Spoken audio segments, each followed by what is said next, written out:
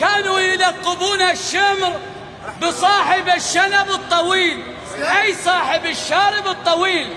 فعندما برز الإمام العباس كان أول الفارين الشمر، فناداه عمر بن سعد: يا شمر، ألا تستحي وأنت صاحب الشارب الطويل؟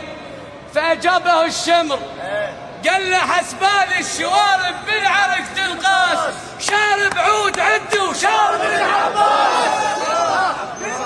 أطول شارب العباس داس وفات، أو قلت لا شاربي هم بالرجل ينداس. تسولف عالشوارب هي ظلت روس، تسولف عالشوارب هي ظلت روس.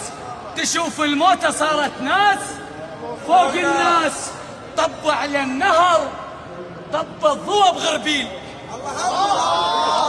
طب على النهر طب الضوء بغربيل، ولكن النهر وقفوا عليه حراس. صوت كمريد. هي الشارب موكل، هي الشارب موكل، زلمه يلوق عليه الشارب موكل.